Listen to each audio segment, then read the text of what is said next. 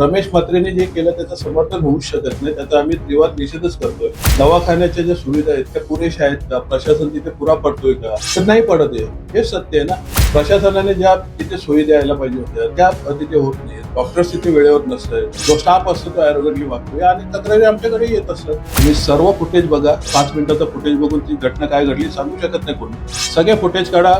त्याच्या मागे काय घडलं, पुढे काय घडलं किंवा तिथे काय घडतं बघा जरा. लाज वाटायला पाहिजे अशा लोकप्रतिनिधींना की तुम्ही काही न करता ते फक्त ते कमळ लावून मैतावर आणि पार्श्वर जाऊन नाही होत. लोकांची कामं करायला पाहिजे. गेल्या 2 दिवसापासून जे चालू आहे आपल्या शास्त्रीनगर दवाखान्यात जे प्रकार घडला त्याच्यावर जे चालू आहे त्याचं कुठेतरी आम्हाला राजकारण होताना पण वास द्यायला लागला की काही गोष्टी ठीक आहे, तुम्ही एक काळी बाजू दाखवताय, पांढरी बाजू दाखवताय, परंतु मधला ग्रे एरिया तुम्ही दाखवत नाही.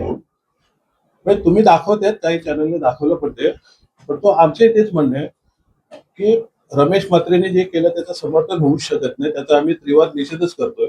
ही घटना घडायलाच नाही पाहिजे.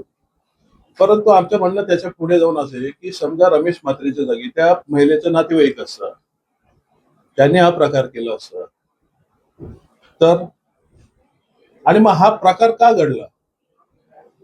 दवाखान्याच्या ज्या सुविधा आहेत त्या पुरेशा आहेत का? प्रशासन तिथे पुरा पडतोय का?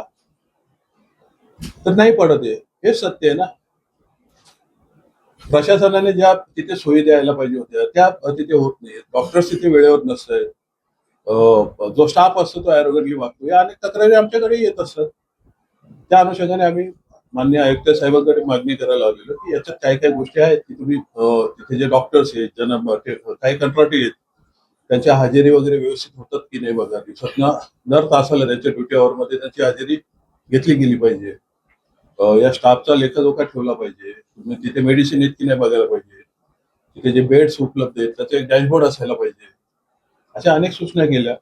तिथे जो शवाग्रह आहे म्हणजे पोस्टमॉर्टमचा तो कक्ष आहे बनवलाय त्याची दुर्गंधी आजूबाजूला जाते. जवळजवळ 3,000 लोकांनी तक्रारी केली त्याच्या. तो एकतर शिफ्ट करा किंवा तिथे एक 20 लाखाचं काहीतरी मशीन लावायची, ती लावली नाहीये अजून.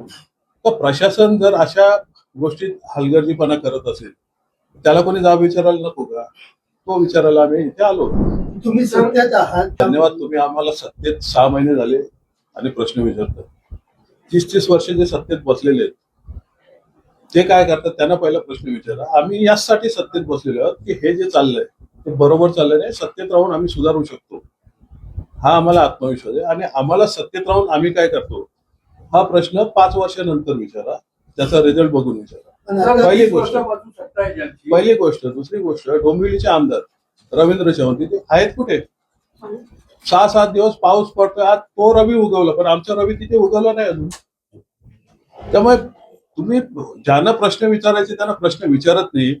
जे इमानदारीत काही ध्येय घेऊन पुढे आलेले आहेत त्यांना प्रश्न विचारतात.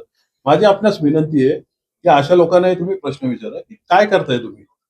डोंबिवलीच्या मध्यभागी ते पोस्टमॉर्टमचं ते गृह कक्ष आणून ठेवलाय.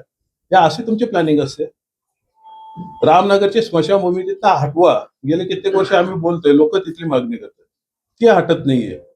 या ज्या गोष्टी शहराच्या बाहेर असायला पाहिजेत त्या शहरात आणतात. ज्या गोष्टी शहरात असायला पाहिजेत त्याचा थान पत्ता नाहीये. त्यामुळे हे सगळा अनागोंदी कारभार चालू आहे. आणि तेच दाखवायला मी लोकांसमोर आलेलो की ह्या गोष्टी सत्ताधारी जेवढे जबाबदार आहेत तेवढं प्रशासन पण जबाबदार आहे. आणि लोकांचा उद्रेक का होतो? पुन्हा एकदा सांगतो, रमेश म्हात्रेंनी केलं ते चुकीचं आहे.